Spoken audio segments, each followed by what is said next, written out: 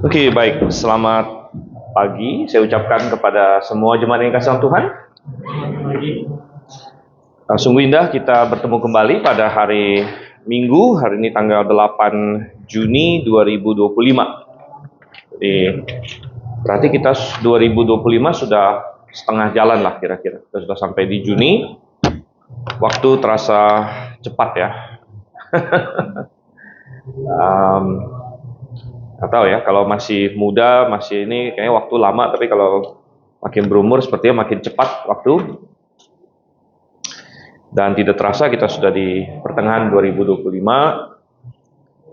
Jangan lupa bahwa minggu depan kita masih ada sekolah minggu. 2 minggu lagi kita tidak akan ada sekolah minggu dewasa, karena kita ada memperingati kelahiran Yesus sekaligus hari ulang tahun gereja kita ya. Jadi kalau yang udah biasa datang jam 9 nggak ada masalah, karena kita akan mulai jam 9. Cuman kita harus ingatkan teman-teman kita yang mungkin tidak terbiasa datang jam 9. Kita ingatkan mereka di situ. Oke, dan untuk hari ini kita masih mau berlanjut lagi di dalam pembahasan tentang Raja Ahaz. Jadi lembarnya masih sama dengan yang minggu lalu. Kalau saya tidak salah, kita terakhir sampai di nomor 5 ya. Maaf. Baik. Dan sebelumnya kita akan berdoa terlebih dahulu. Habis itu kita akan baca sedikit firman Tuhan lagi ya. Dan hari ini saya minta Pak Giovanni pimpin kita dalam doa. Mari kita bersatu dalam doa. Bapa Surgawi, kami sungguh mengucap syukur Tuhan untuk hari ini kami bisa kembali datang Tuhan, berjemaat Tuhan. Dan kami memulainya dengan sekolah minggu dewasa Tuhan. Kami sedang mempelajari kitab Raja-Raja Tuhan. Kiranya apa yang dipaparkan oleh Bapak Stephen bisa kami mengerti Tuhan dan bisa kami amalkan Tuhan. Dalam nama Tuhan Yesus kami berdoa, amin. Amin. Oke, baik. Nah, minggu lalu kita sudah baca perikom tentang Ahaz yang di 2 Raja-Raja. Jadi sebagai perbandingan dan melengkapi, kita ingin baca yang tentang Ahaz dari 2 Tawarik hari ini. Jadi saya ajak kita buka di dalam 2 Tawarik pasal 28. Dan Tawarik ini memang perikop paralel dengan Raja-Raja. Minggu lalu kita ada cermat Alkitab, dan tentu sekali lagi selamat ya pada semua yang ikut, yang menang ya. Jadi yang ikut saja sudah indah semuanya. Ini kalau berhasil mendapatkan juara tertentu itu sangat indah juga. Tapi kita belajar 1 dan 2 Raja-Raja. Nah, Tawarik tidak ada membahas Raja-Raja Israel, karena Tawarik fokus di selatan ya. Tawarik fokus di kerajaan Yehuda. Jadi kita tidak akan baca tentang Ahab, kita tidak akan baca tentang Yehu, atau ya pokoknya semua yang di utara itu dia nggak akan bahas gitu. Tetapi sebagai kompensasi, pembahasan tentang Raja-Raja Selatan biasanya di Tawarik itu lebih mendalam gitu ya. Ada informasi yang lebih lah tentang Raja-Raja Yehuda di dalam kitab Tawarik. Contohnya adalah Ahaz ini. Jadi kita buka dalam 2 Tawarik pasal 28 tentunya. Oke, 2 Tawarik pasal 28. Saya akan bacakan karena ya saya akan bacakan semua atau hampir semua, kita lihat di sini, dan silakan diikuti ya dari ayat 1. Ahaz berumur 20 tahun pada waktu menjadi raja, dan selama 16 tahun ia memerintah di Yerusalem. Ia tidak melakukan apa yang benar di mata Tuhan seperti Daud bapak leluhurnya, tetapi ia mengikuti langkah hidup raja-raja Israel. Bahkan ia membuat patung-patung tuangan untuk para Baal. Ia juga membakar korban di lembah Ben Hinnom dan membakar anak-anaknya sebagai kurban dalam api. Ini yang sudah pernah kita bahas ya. Kekejian yang dia lakukan sama seperti perbuatan menjijikkan bangsa-bangsa yang telah dihalau Tuhan dari hadapan orang Israel. Ia mempersembahkan korban sembelihan dan membakar dupa di tempat-tempat pemujaan, di bukit-bukit dan di bawah setiap pohon yang ribun. Sebab itu, Tuhan Allahnya menyerahkan dia ke dalam tangan raja orang Aram. Mereka mengalahkan dia dan membawa banyak tawanan dari antara rakyatnya, lalu membawanya ke Damsyik.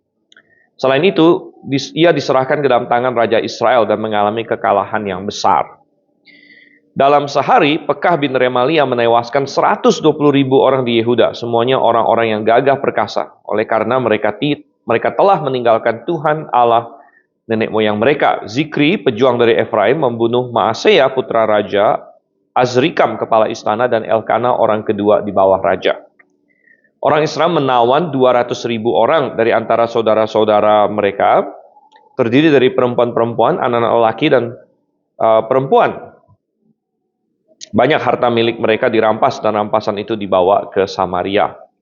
Tetapi di sana ada seorang nabi Tuhan bernama Oded. Ia pergi menemui tentara yang pulang ke Samaria dan berkata kepada mereka, "Lihatlah, karena murkanya yang berkobar atas Yehuda, Tuhan Allah nenek moyangmu menyerahkan mereka ke dalam tanganmu, dan kamu telah membunuh mereka dengan keganasan yang mencapai langit. Sekarang kamu bermaksud menaklukkan orang Yehuda dan Yerusalem menjadi hambamu laki-laki dan perempuan. Tidak adakah kesalahan padamu sendiri terhadap Tuhan Allahmu? Sekarang dengarkanlah aku, kembalikanlah orang-orang yang kamu tawan dari antara saudara-saudaramu itu, karena murka Allah menyala-nyala terhadap kamu. Lalu bangkitlah beberapa pemimpin Bani Efraim, Azaria bin Yohanan, Berekia bin Mesilemot, Yehizkia bin Salum, dan Amasa bin Hadlai menghadapi orang-orang yang pulang dari peperangan. Dan berkata kepada mereka, "Jangan bawa tawanan-tawanan itu ke sini, sebab maksudmu itu menyebabkan kita bersalah terhadap Tuhan, serta menambah dosa dan kesalahan kita. Sudah cukup besar kesalahan kita, sehingga murka yang menyala-nyala turun atas Israel." Lalu orang-orang yang bersenjata itu meninggalkan tawanan dan barang-barang rampasannya di hadapan para pemimpin dan seluruh jemaah. Kemudian orang-orang yang ditunjuk dengan disebut namanya bergegas menjemput para tawanan itu. Semua orang yang telanjang diberi pakaian dari rampasan itu. Mereka diberi pakaian dan kasut, makanan dan minuman, serta diurapi dengan minyak. Semua yang terlalu lemah untuk berjalan diangkut dengan keledai dan dibawa ke Yeriko, kota pohon korma dekat saudara-saudara mereka. Lalu orang Israel itu pulang ke Samaria. Pada waktu itu Raja Ahaz mengirim utusan kepada Raja negeri Asyur untuk memohon bantuan. Adapun orang Edom telah datang lagi dan mengalahkan Yehuda serta mengangkut tawanan-tawanan. Orang Filistin juga telah menyerbu kota-kota di Shefela dan di tanah Negeb Yehuda. Mereka merebut Bet-Semes, Ayalon, Gederot, Soko dengan segala anak kotanya, Timna dengan segala anak kotanya, dan Gimzo dengan segala anak kotanya, dan menetap di kota-kota itu. Demikianlah Tuhan merendahkan Yehuda, karena Ahaz, Raja Israel, membiarkan tindakan sewenang-wenang di Yehuda dan berlaku tidak setia kepada Tuhan. Kemudian datanglah Tilgat-Pileser, Raja Asyur kepadanya, bukan untuk mendukung dia, melainkan menekannya. Ahaz merampas barang-barang dari rumah Tuhan, dari rumah Raja, dan dari rumah-rumah para pemimpin, yang menyerahkan semuanya itu kepada Raja Asyur. Namun hal itu tidak menguntungkan dia. Dalam keadaan terdesak, Raja Ahaz semakin berlaku tidak setia terhadap Tuhan, yang mempersembahkan korban kepada para ilah orang Damsyik yang telah mengalahkan dia. Pikirnya, yang membantu orang-orang Aram adalah para ilah mereka. Pada mereka lah aku akan mempersembahkan korban, supaya mereka membantu aku juga. Tapi ilah-ilah itulah yang menyebabkan dia dan seluruh Israel terjerumus. Ahaz mengumpulkan perlengkapan rumah Allah dan menghancurkannya. Ia menutup pintu rumah Tuhan, lalu membuat mesbah-mesbah bagi dirinya di segenap penjuru Yerusalem. Di setiap kota di Yehuda ia mendirikan tempat-tempat pemujaan untuk membakar kurban bagi ilah lain. Dengan demikian ia membangkitkan murka Tuhan Allah nenek moyangnya. Selebihnya dari riwayat Ahaz dan seluruh langkah hidupnya dari awal sampai akhir, sesungguhnya semuanya itu tertulis dalam kitab raja-raja Yehuda dan Israel. Ahaz mendapat perhentian bersama nenek moyangnya. Ia dikuburkan di dalam kota di Yerusalem, tetapi tidak dibawa ke pekuburan raja-raja Israel. Lalu Hizkia anaknya menjadi raja menggantikan dia. Oke. Baik, satu pasal yang cukup komprehensif, cukup panjang. Dan ini memberikan kita background. Kita ada di poin nomor 5 di dalam isian kita. Dan kita sudah isi sebagian di sini ya. Tapi nggak apa-apa, kita ulang sedikit lagi. Tuhan sungguh marah terhadap Ahaz dan Yehuda, sehingga ia mengizinkan raja, tadi sudah kita baca, yaitu Pekah bin Remalia, dari Israel, dan Raja Rezin dari Aram. Jadi mereka membuat koalisi di sini. Dan kalau kita masih ingat geografi yang sudah berulang-ulang kali kita gambarkan di sini, ya, Israel itu terjepit di antara Yehuda dengan, ya, ini Yehuda, Israel, di sini ada Syria atau Arab. Ya, Aram nama lainnya Syria, ibu kotanya adalah Damsyik. Yang menarik ya, bahwa kota Damsyik sampai sekarang masih ada, ya, Damaskus ya, itu adalah Damsyik ya. Jadi, Ya, posisinya masih persis sama. Jadi ini kota yang udah dari kapan ke kapan, ya, sama dengan Yerusalem, ya. Kota yang sudah dari kapan ke kapan dan lain sebagainya. Jadi um, Israel, Aram, Yehuda, gitu. Nah, dan ini swing sana, swing sini. Ingat, waktu zamannya Ahab, dia bersekutu dengan Yosafat, ingat nggak? Dan mereka bersekutu Yosafat, hajar Aram, begitu. Ya, waktu itu lawannya adalah Ben Hadad.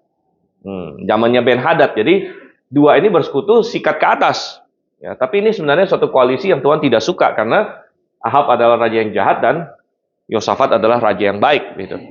Nah, jadi beberapa generasi sesudah itu, ya, lama sudah itu di zaman Ahaz, ya. Di zaman Ahaz berbalik. Jadi bukan ini gabung dengan ini sikat ke atas, ini dengan ini gabung sikat ke bawah, gitu ya, sikat ke bawah. Jadi jadi kita bisa melihat posisi Israel memang menentukan gitu. Israelnya pro ke sini atau pro ke atas. Ya, jadi jika dia pro ke bawah, bergabung, ya mereka lawan Syria. Ketika dia gabung sini, mereka lawan Yehuda. Dan secara manusiawi ini adalah koalisi yang kuat. Ya, secara manusiawi ini cukup mengerikan untuk Yehuda. Gitu. Ya, karena mereka punya pasukan yang banyak dan lain sebagainya. Ya, dan Israel juga mungkin lihat-lihat ya siapa yang lebih kuat gitu kan. Kalau Yehuda lebih kuat, mungkin dia gabung ke Yehuda. Kalau Aram lebih kuat, dia gabung ke Aram. Karena begini, kalau Israel, kalau Aram, kalau Syria dia punya suatu ambisi, siapa yang diserang duluan oleh Syria? Israel gitu. Kalau dia punya ambisi gitu kan. Nah, jadi Israel pikir, ya udah daripada saya diserang, mending saya ajak gabung aja biar kita nyerangnya ke sini gitu, sama-sama. Nah, jadi secara manusiawi ini sangat mengerikan, kan? Di dalam 2 Tawarik tadi ini dicatat bagaimana 2 raja ini menewaskan. Ini sudah kita isi ya. 100 berapa? 120.000 prajurit Yehuda dalam 1 hari dan menawan 200.000 orang.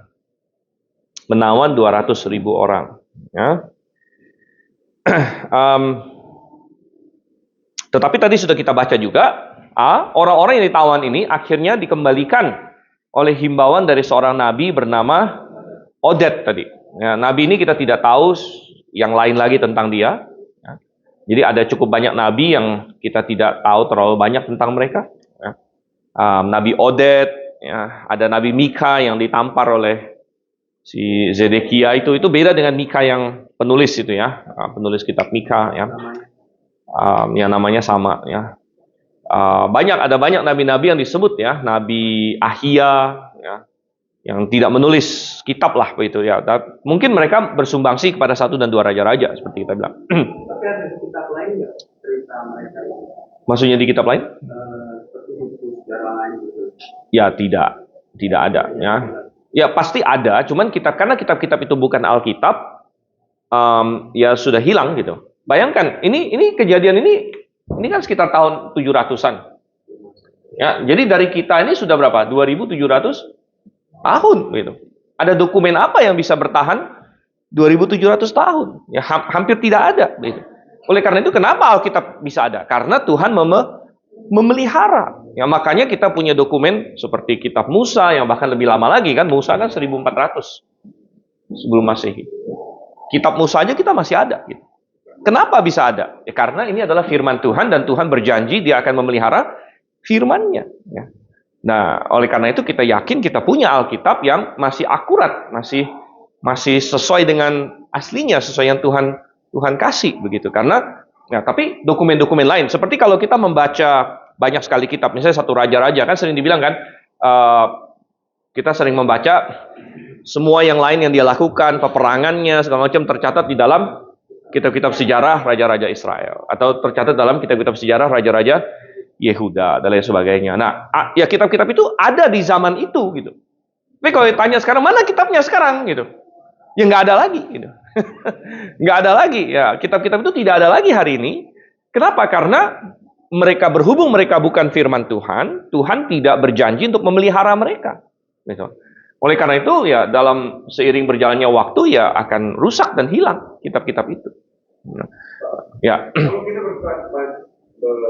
mengacu pada kitab sejarah di luar Alkitab hari ini, Ya. boleh nggak? boleh, tapi kita tidak bisa secara absolut percaya itu. Artinya, ya kita anggap seperti buku-buku sejarah hari ini gitu. Bisa benar, bisa salah. Ya kan? Kalau misalnya hari ini kita ambil sembarang buku sejarah mana, ya di dalamnya, ya boleh berguna nggak? Berguna gitu. Nah, yang ngarang siapa? Sudut pandangnya sudut pandang siapa? Dan ada seringkali ya bisa salah gitu. Bisa benar, bisa salah.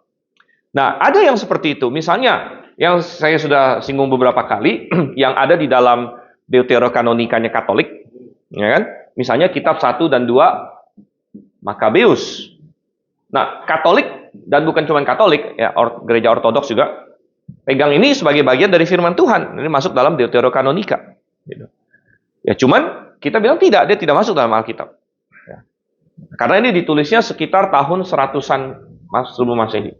Ya, 100-an sebelum Masehi. Ya, waktu zaman pemberontakan Makabeus. Tapi ini buku sejarah gitu. Artinya kita bisa belajar banyak tentang sejarah dari kitab ini. Ya, cuman bukan standarnya bukan firman Tuhan gitu. Ya buku sejarah biasa, dokumen bersejarah aja. Gitu, ya. Nah, jadi nah itu yang harus kita pahami di sini.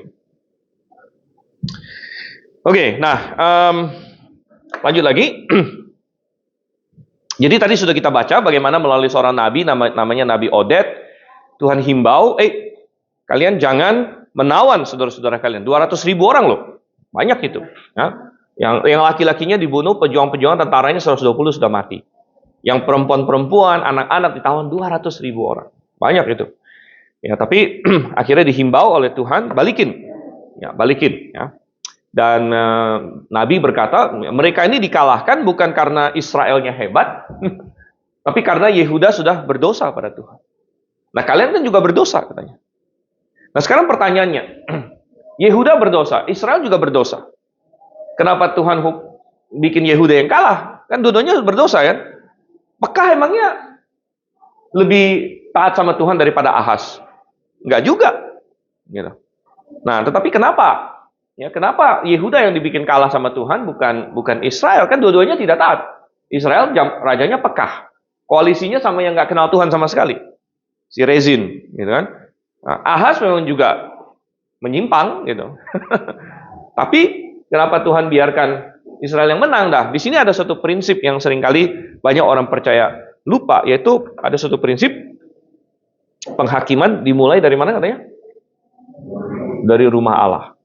Gitu ya. Penghakiman dimulai dari rumah Allah. Ya. Artinya Tuhan urus umatnya dulu, baru kemudian urus yang lain. Tapi Alkitab berkata, kalau begitu yang lain itu sebenarnya lebih berat nanti. Cuman belakangan. Begitu. Nah, seringkali Tuhan bisa memakai orang-orang yang tidak percaya untuk menghukum umatnya, menegur umatnya. Ya, termasuk orang Kristen juga hari ini. Ya. Kadang-kadang kita akhirnya bisa tertegur oleh orang yang tidak percaya bahkan. Gitu. Atau Tuhan memakai orang yang nggak percaya. Ya misalnya, ya kadang-kadang misalnya kayak polisi atau bahkan siapa gitu kan. Belum tentu polisinya adalah orang yang percaya atau belum tentu benar juga gitu. Polisi banyak yang ngaco juga. Gitu kan. Tapi Tuhan bisa pakai itu juga untuk menegur kita. Ya, lalu kita bilang, Tuhan kenapa ya? Ya saya salahnya belum sebanyak dia sebenarnya. Tapi engkau pakai dia untuk menegur saya begitu. Ya nggak apa-apa karena apa? Penghakiman mulai dari rumah Tuhan begitu. Ya. Penghakiman mulai dari rumah Tuhan. Nanti Tuhan akan urus gitu. Itu kita nggak usah pusing. Ya. Ya, jadi ketika Tuhan memakai bangsa-bangsa lain, ada nabi yang berkata. Salah satunya Nabi Habakuk. Ya, waktu di zaman Habakuk itu sudah 100 tahun kemudian ya, sudah tahun 600-an. Habakuk menulis, waktu itu Tuhan pakai Babel untuk menyerang. Dan Habakuk bilang, Tuhan, Babel ini kan jahat. Walaupun Israel sudah menyimpang dari engkau, Babel lebih jahat lagi gitu. Lebih menyimpang lagi gitu. Karena Israel minimal masih ada pakai nama Tuhan gitu, walaupun salah. Babel kan enggak sama sekali, mereka punya dewa mereka sendiri. Kenapa engkau pakai dia untuk hukum kami? Padahal dia juga jahat. Ya, Tuhan bilang, Ya, aku akan urus dia, nggak masalah. Tapi sekarang penghakiman Tuhan pakai Babel untuk kamu, ya. Dan ada satu ayat yang indah dalam Habakuk, orang yang benar akan hidup oleh iman, gitu ya. Orang yang benar akan hidup oleh iman, termasuk iman bahwa ya Tuhan pada akhirnya akan memberikan kepada semua orang keadilannya, begitu ya. Dan kita nggak bisa melihatnya atau mengkomprehensifkannya dengan otak kita saat ini, bagaimana caranya dan sebagainya. Ya, tapi Tuhan akan ini. Itu adalah iman kita, gitu ya. Oke, dan yang menarik adalah ketika Nabi Oded akhirnya suruh orang Israel balikin tawanannya, mereka mau gitu. Mereka merespon positif, ya. Ada pemimpin-pemimpin yang akhirnya ngomong, ayo kita harus balikin, lain sebagainya. Dan ini memberitahu kita bahwa andai saja kepemimpinan Israel waktu itu taat sama Tuhan, sebenarnya rakyat masih bisa diyakinkan gitu, kepada Tuhan. Ya. Dan memang memang kita bilang ya, makanya pemimpin itu punya tanggung jawab yang lebih besar. Tuhan akan tuntut lebih besar, ya, karena dia mempengaruhi orang lain. Gitu. Semakin besar pengaruh kita, ya, semakin besar tuntutan Tuhan dan tanggung jawab kita sebenarnya. Ya. Makanya dalam kitab Yakobus dikatakan jangan banyak orang mau menjadi guru. Katanya. Ingat ayat itu ya. Jangan banyak orang mau menjadi guru katanya. Karena sebagai seorang guru kamu akan dituntut lebih, akan dihakimi lebih. Nah, bukan berarti lalu kita semua, yaudahlah kalau gitu nggak ada orang yang mau melayani, nggak ada orang yang mau menjadi guru, bukan begitu juga. Ya, kadang-kadang ya Tuhan panggil kita, ya Tuhan kasih kita karunia dan lain sebagainya. Ya, tapi kita harus ingat saja bahwa ketika kita punya pengaruh, ya dan lain sebagainya, ya Tuhan akan tuntut dari kita. Ya, pemimpin. Ya, makanya dia bilang ketika ada seorang nabi yang bangkit, ya dan sebagainya, ayo balikin. Mereka anggapi positif, begitu. Nah, andai kata saja rajanya bagus, ada pemimpin-pemimpin yang lebih banyak lagi yang bagus, ya mungkin mereka mungkin mereka bisa dibalikkan begitu. Nah ini sangat disayangkan ya. Oke, B. 5B, oleh karena perjanjian siapa ini? Perjanjian Daud pasti ya, perjanjian Daud. Oleh karena perjanjian Daud, Tuhan tidak menyerahkan kota Yerusalem ke tangan musuh. Ahaz dikalahkan dalam peperangan, namun tetap memelihara Yerusalem. Oke, nah 6. Nah, kita diperkenalkan pada seorang nabi lain. Dalam kesesakannya, Nabi Yesaya ya, yang melayani di masa itu menghimbau Ahaz untuk mengandalkan Tuhan, bukan mengandalkan negara lain. Oke, jadi situasi politiknya sedemikian rupa karena ini ada koalisi ya, koalisi antara keduanya. Mereka berdua mau nyerang Yehuda. Nah, Ahaz berpikir seperti manusia biasa yang tidak kenal Tuhan. Jadi kalau Anda adalah raja yang tidak kenal Tuhan, negara Anda diserang oleh pasukan yang jauh lebih kuat, ya, prajurit Anda sudah mati banyak, apa yang Anda akan lakukan? Ya, kalau Anda tidak kenal Tuhan, ya Anda akan cari bantuan pasti kan? Nah, cari bantuan ini bisa macam-macam, ya. Yang biasanya dijadikan bantuan oleh Yehuda adalah dari selatan, satu bisa. Selatan siapa di sini? Mesir, ya. Ini satu kemungkinan. Tergantung politiknya lagi gimana ya. Atau, nah di zaman tahun 700-an ini, ada satu negara yang sedang bangkit-bangkitnya, sedang kekinian orang bilang, sedang hebat, yaitu negara Asyur namanya. Ya. Asyur ada di sini ya, Asyur dan Babel sebenarnya di sini. Babel masih kecil waktu itu. Babel masih dikalahkan oleh Asyur. Ya, nah ingat di sini ada padang gurun. Sini ada padang gurun yang besar. Jadi jarang Asyur itu atau Babel itu jarang begini gitu karena harus melewati padang gurun yang besar. Kalau dikit orang masih bisa, tapi kalau mau bawa pasukan yang banyak nggak bisa. Ya biasanya nggak bisa. Sehingga Asyur dan Babel itu biasanya pasti datangnya dari utara dia. Ya, dari utara. Ini udah agak ya. Dia akan datang dari utara dan kalau dia mau ke sini dia akan lewat sini. Nah, oleh karena itu Asyur adalah musuh natural dari si Syria ini. Ya, karena kalau Asyur mau ke sini kan harus lewat dia. Ya. Sehingga Asyur itu pasti merongrong ke sini. Ya. Nah, Ahaz melihat ini ada kesempatan, ya. Asyur berlawanan dengan Syria, Syria juga nyerang saya, jadi yang kita bilang kemarin itu, musuh dari musuhku adalah temanku, ya kan? The enemy of my enemy is my friend, katanya kan? Musuh dari musuhku itu temanku, ya. Jadi akhirnya Ahaz yang tidak mempedulikan Tuhan berpikir saya harus berkoalisi dengan Asyur, gitu ya. Nah, padahal Tuhan tidak mau, Tuhan tidak mau. Solusi bagi Yehuda bukan dia berkoalisi dengan Mesir, dengan Asyur, dengan siapa-siapa. Solusi Yehuda mestinya apa? Ya Tuhan, gitu. Dia harus bertobat, dia harus berbalik kepada Tuhan. Gitu. Itu solusi yang Tuhan inginkan, dan Tuhan kasih penghakiman supaya mereka berbalik. Tetapi dasar orang yang tidak beriman seringkali dikasih penghakiman tetap tidak mau bertobat, gitu ya. Dan tetap tidak mau berbalik kepada Tuhan. Dan kita baca itu juga di kitab Wahyu. Ya. Di kitab Wahyu ada satu hal yang sangat sedih, dikatakan bahwa walaupun malapetaka semua itu tiba dalam kitab Wahyu, dalam masa tribulasi, malapetaka yang begitu luar biasa, orang-orang tetap tidak bertobat. Dan tidak meninggalkan ya, pekerjaan tangan mereka, tidak meninggalkan, mereka tetap bersikukuh dalam perzinahan, pembunuhan, sihir, dan lain sebagainya. Ya, jadi, nah coba kita buka Yesaya di sini. Nah, Yesaya ini ada sedikit gambaran dari sisi lain ya. Yesaya pasal 7. Ini ayat yang pasal yang terkenal dalam Alkitab sebenarnya. Yesaya pasal 7.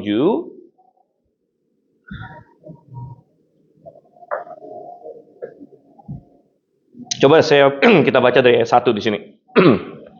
Yesaya 7 dari ayat 1. Pada zaman Ahaz bin Yotam bin Uzziah Raja Yehuda, majulah Rezin Raja Aram dengan Pekah bin Remalia Raja Israel untuk memerangi Yerusalem. Nah ini kan. Namun ia tidak dapat mengalahkannya. Jadi semua daerah-daerah lain dikalahkan, Yerusalem tidak dikalahkan. Ketika diberitahukan kepada keluarga Daud, Aram telah berkemah di wilayah Efraim. Ya, Aram ini kan Syria kan. Sudah berkemah di wilayah Efraim. Jadi pasukannya udah masuk ke sini nih. Ya. Hati Ahaz dan rakyatnya gemetar ketakutan seperti pohon hutan bergoyang ditiup angin. Wah, mereka ketakutan karena memang kalau kita hari ini bacanya kan nggak ada hubungannya sama kita. Gitu. Udah selesai. Bagi mereka zaman itu ini berarti mati loh. Ya. Ini pada waktu itu nggak ada hak asasi manusia kita bisa udah saya surrender atau apa. Minimal kamu diperbudak. Keluarga kamu habis. Ya, perempuan-perempuan kamu bisa diperkosa, bisa diperbudak, kamu bisa dibunuh dan sebagainya. Jadi ini suatu situasi yang sangat mencekam pada masa itu. Nah, dan katanya hati mereka seperti pohon kena tiup angin, bergetar gitu ya. Bagaimana ini ya? Kita tidak punya kekuatan untuk melawan gitu. Nah, pasukannya sudah datang. Nah, ayat 3 berfirmanlah Tuhan kepada Yesaya. Keluarlah, jadi Yesaya sini ya. Keluarlah menemui Ahaz, engkau dengan Shear-Yashub, anakmu laki-laki. Nah Shear-Yashub ini juga menarik. Shear-Yashub ini, kalau Anda lihat nama-nama anak Yesaya itu unik-unik namanya ya. Shear-Yashub itu artinya suatu remnan akan kembali. Ya, suatu sisa akan kembali. Jadi namanya itu semacam suatu pengharapan ya. Suatu sisa akan kembali kepada Tuhan. Oke, engkau dan Shear-Yashub anakmu laki-laki di ujung saluran kolam atas di jalan raya pada padang penatu, dan katakanlah kepadanya, jagalah agar dirimu tetap tenang. Tuhan bilang. Nah, ini nasihat Tuhan pada Ahaz, tetap tenang. Janganlah takut dan janganlah kecut hatimu karena kedua puntung kayu api yang berasap ini, karena kegeraman amarah Rezin beserta orang Aram dan anak Remalia. Nah, anak Remalia ini si Pekah ya. Pekah bin Remalia kan. Oleh karena Aram dan Efraim dengan anak Remalia telah merancang yang jahat atasmu dan berkata, marilah kita maju menyerang Yehuda, membuatnya gentar dan merebutnya, lalu mengangkat anak Tabeel sebagai raja di tengah-tengahnya. Ya, jadi rupanya tujuan dari koalisi ini adalah mereka mau datang, mereka mau melengserkan Ahaz, kemudian mereka akan taruh seorang raja boneka di situ yang dikontrol oleh kedua kerajaan ini. Ya, bonekanya mereka sebut anak Tabeel di sini ya. Oke. Nah, jadi Tuhan bilang, tenang. Ya, tenang, ayat 7. Maka beginilah firman Tuhan Allah. Hal itu tidak akan terjadi, tidak akan terlaksana dan tidak akan terjadi. Sebab kepala Aram ialah Damsyik, kepala Damsyik ialah Rezin. 65 tahun lagi Efraim akan diguncangkan sehingga tidak menjadi bangsa lagi. Jadi Tuhan bilang dalam 65 tahun kerajaan Efraim sudah akan hilang. Dan itu terjadi benar. Benar, gitu ya. Terjadi benar kan, kita sudah bahas sebenarnya pembuangannya karena habis Pekah siapa? Hosea, gitu. Habis Pekah Hosea, habis itu mereka udah langsung dibuang udah. Ya. Jadi dalam 65 tahun Efraim akan diguncangkan tidak menjadi bangsa lagi. Jadi ngapain kamu takut Efraim sekarang? Kepala Efraim ialah Samaria, kepala Samaria adalah anak Remalia. Jika kamu tidak teguh beriman, kamu sungguh tidak akan aman. Jadi Tuhan bilang sama Ahaz, kalau kamu beriman, tenang, aku akan gagalkan mereka.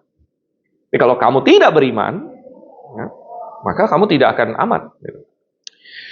Lanjut lagi. Nah, di sini ya, ayat 10. Tuhan melanjutkan firman-Nya kepada Ahaz, katanya, mintalah suatu pertanda dari Tuhan Allahmu, entah dari tempat sedalam dunia orang mati atau tempat setinggi langit. Tetapi Ahaz menjawab, aku tidak mau mintanya, aku tidak mau mencobai Tuhan. Luar biasa ini ya. Jadi Yesaya disuruh datang kepada Ahaz, bilang sama Ahaz, Ahaz, kamu jangan takut dengan dua raja ini yang Tuhan bahkan bilang puntung api yang terbakar, gitu ya.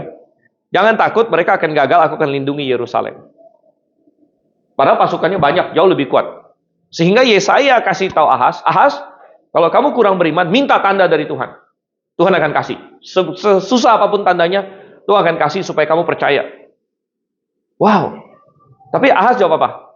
Saya nggak mau minta. Saya nggak mau mencobai Tuhan. Kelihatannya sangat rohani ya. Wah, inilah kadang-kadang orang yang nggak beriman itu tapi bahasanya rohani banget. Saya nggak mau mencobai Tuhan. Padahal sebenarnya Ahaz tidak mau minta tanda dari Tuhan. Karena dia tidak mau percaya Tuhan gitu. Dia takut kalau dia minta tanda terjadi, dia mau nggak mau harus percaya sama Tuhan gitu loh. Harus, karena dia sudah kekeh hatinya, pokoknya saya mau mengandalkan Asyur. Padahal Tuhan bilang melalui Yesaya, kamu tidak boleh berkoalisi dengan Asyur. Tapi Ahaz sudah, pokoknya saya mau koalisi dengan Asyur.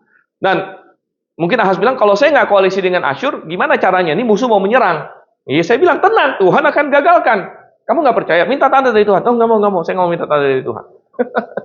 Saya nggak mau minta tanda dari Tuhan, katanya. Saya tidak mau mencobai Tuhan. Nah, dengan bahasa yang super rohani, tapi sebenarnya super tidak beriman. Gitu ya.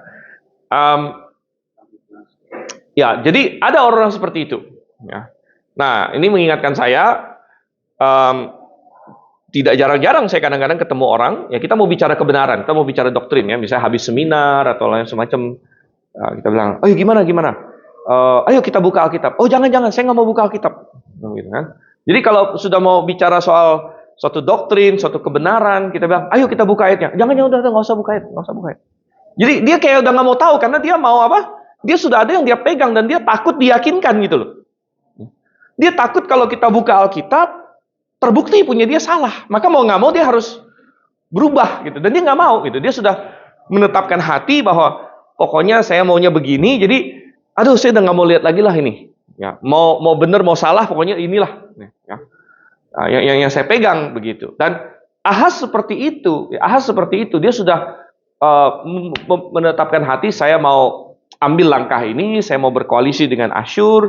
Jadi ketika Yesaya bilang, jangan koalisi dengan Asyur, minta dari Tuhan tanda, Tuhan akan lindungi kamu. Ya, Ahaz tidak mau minta tanda. Tidak mau minta tanda. Akhirnya, coba kita baca lagi. Akhirnya Tuhan sendiri kasih tanda. Ya. Karena Ahaz tidak mau minta tanda, maka ayat 13.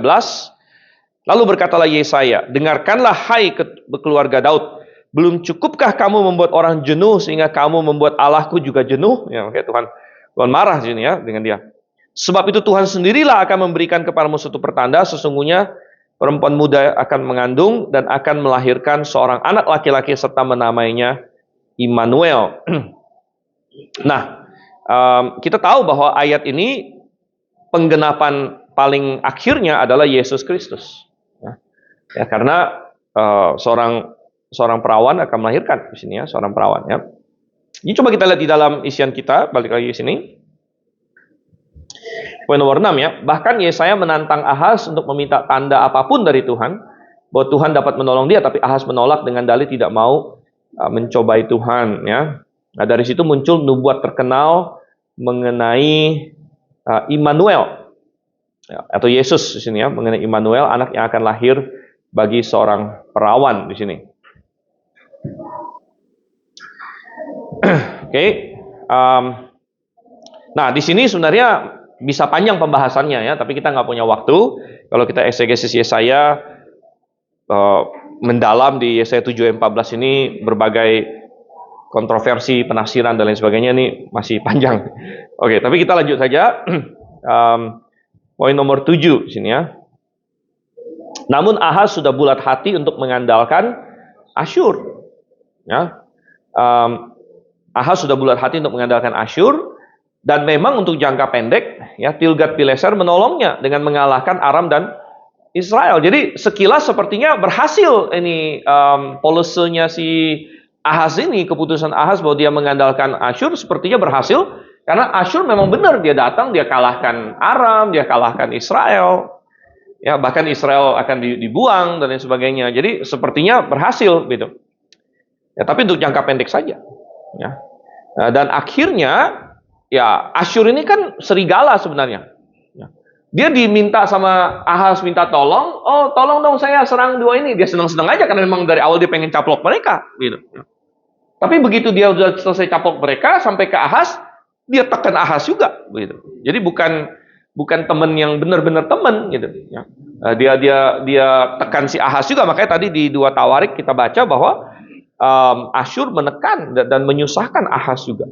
Nah, dan ini terlebih lagi nanti di zaman anaknya Ahaz, yaitu Hizkia. Nanti kita akan lihat. Hizkia itu sebenarnya menuai apa yang ditabur oleh bapaknya.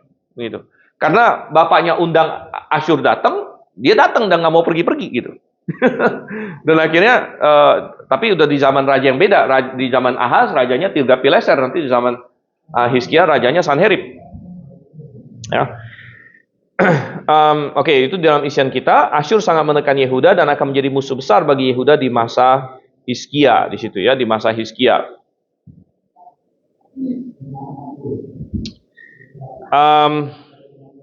Nah, coba kita lihat tadi Yesaya pasal 7. Dan coba kita ayat 17. Ini adalah apa yang Tuhan katakan mengenai Ahaz karena dia tidak mau dengar Tuhan dan tetap mau mengandalkan Asyur. Tuhan bilang, Tuhan akan mendatangkan atasmu, atas rakyatmu, dan kaum keluargamu masa sulit, seperti yang belum pernah datang sejak Efraim memisahkan diri dari Yehuda melalui Raja Asyur. Katanya situ. Melalui Raja Asyur. Ya. Melompat ke ayat 20. Pada hari itu, dengan pisau cukur yang dipinjam jauh dari seberang sungai Efrat, yakni Raja Asyur, Tuhan akan mencukur kepala dan bulu di antara paha. Bahkan pisau itu akan melenyapkan janggut juga. Jadi Tuhan menyebut Asyur itu seperti pisau cukur dia. Ya, yang Tuhan datangkan dari seberang sungai Efrat katanya, ya, dan akan sikat Yehuda dan sebagainya. Ya. Oke, dan poin nomor 8, semua ini tidak membuat Ahaz bertobat. Ya, malah ia berpikir bahwa karena Aram dapat mengalahkan dia, maka ilahnya Aram lebih baik dan ia mau meniru mesbah yang dia lihat di Damsyik, gitu ya. Jadi tadi kita baca juga betapa bodoh ya si Ahaz ini. Dia pikir yang membuat Aram kuat adalah Allah mereka. Jadi saya mau menyembah Allahnya juga. Wah, kacau sekali ini orang ya. Dan dia meniru mesbah. Dan ini ada kita baca di 2 Raja-Raja bagaimana dia minta imam siapa? Masih ingat? Uria ya, Imam Uria ya, Imam Uria dia suruh, saya mau kasih kamu blueprint ya, cetak biru, bikin mesbah seperti ini. Lalu dia bikin mesbah seperti yang di Damsyik, dan dia bikin taruh itu di rumah Tuhan. Ya, padahal Damsyik dikalahkan oleh Asyur. Ya, Ahaz memerintah 16 tahun saja, tapi pemerintahnya membawa dampak rohani yang buruk bagi seluruh Yehuda. Ya, jadi dia raja yang jahat. Ya, dia mempersembahkan anaknya sendiri kepada Molok. Dia menjerumuskan Yehuda ke dalam cengkraman Asyur. Dia menyebabkan 120 ribu orang pasukannya mati, dan banyak lagi yang lain. Dan kita melihat ya inilah Raja Ahaz. Ya. Oke, ada yang mau ditanya sampai di sini tentang Ahaz? Ya, kalau tidak kita akan masuk berikutnya ke Hizkia, kita tidak ada lagi raja utara yang bisa dibahas karena utara sudah finish ya. Mereka sudah dibuang, jadi selanjutnya kita akan fokus di selatan. Ya, Reinhard. Kan di dua tawari kan tadi ada dia dikumpulkan bersama apa melakukan dia bersama nenek moyang. Ya. Itu maksudnya spiritual atau gimana? Jasmani dan spiritual ya. Berarti diselamatkan. Ya enggak juga. Jadi di 2 Tawarik ini ya 28 ayat 27 tadi Ahaz mendapat perhentian bersama apa? Nenek moyangnya, ya dikuburkan di dalam kota. Jadi kalau secara jasmani kita tahu bahwa orang Israel zaman dulu itu kuburan itu per keluarga. Dan biasanya mereka pakai goa-goa begitu ya. Nah, kalau raja-raja pasti dia ada tempat pekuburannya ya. Jadi di situ ada jadi mereka kubur itu keluarga gitu. Keluarga ya. Ini udah habis. Jadi mereka masuk ke goa, taruh siapa di situ, nanti siapanya meninggal lagi masuk, kayak waktu Abraham mati kan dia beli gua di Makpela ya. Kemudian si anaknya Ishak mati, dia bilang saya mau minta dikubur di situ. Ya, Yakub mati, dia minta Yusuf janji bahwa dia harus jadi dikubur di situ. Ya, jadi ini dikumpulkan ini secara fisik ya, maksudnya badannya di situ ya. Tapi secara rohani juga sama ya, yaitu mereka sama-sama turun ke Hades. Nah, atau Sheol ya. Hades ini istilah Yunani, ininya Sheol. Ya, Sheol. Dan Sheol ini ya, jadi semua orang yang mati dikumpulkan pada nenek moyangnya karena semuanya turun ke Sheol ini. Cuma di Sheol ini ada kompartemen gitu. Ada kompartemen yang menderita, ada kompartemen yang bahagia. Yang bahagia ini dijuluki pangkuan Abraham juga. Ini kita tahu dari pernyataan Tuhan Yesus mengenai Lazarus dan orang kaya itu, gitu kan? Ya, jadi dikumpulkan kepada nenek moyangnya ya, kepada maksudnya masuk ke Sheol ini juga, gitu ya, masuk Sheol. Tapi di dalam Sheol ini ya bisa jadi dia masuk ke sini atau bisa jadi dia masuk ke sini. Ya. Nah, tapi sama-sama tetap dikumpulkan pada nenek moyangnya karena rupanya mereka bisa melihat begitu di sini. Ya. Oke. Ada lagi yang lain?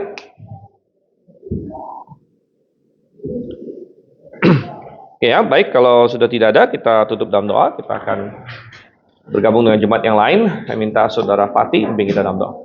Kita bersatu dalam doa. Bapa di surga, terima kasih pada pagi hari ini kami sudah menyelesaikan sekolah minggu kami. Tolong berikan hikmat selalu kepada kami sebagai jemaat, juga gembala kami Tuhan, agar kami terus semakin dimurnikan dan semakin mengenal Engkau Tuhan dari peristiwa sejarah. Kau bekerja, terus memberikan dan menampilkan dirimu Tuhan dalam setiap sejarah Tuhan. Hingga hari ini, kata gembala kami, berikan hikmat kesehatan selalu, agar terus terang menyatakan kebenaran-Mu dan dengan penuh kemurnian Tuhan. Sebentar kami akan kebaktian, kami mohon pimpinan-Mu, agar kami bisa fokus, bisa mengerti, sehingga kami bisa memiliki proteksi dari dunia yang dapat memberikan Tuhan kami sebagai anak-Mu Tuhan. Kami berdoa dan ucap syukur. Amin. Amin. Pakai ada pakai itunya nggak? Oh ya.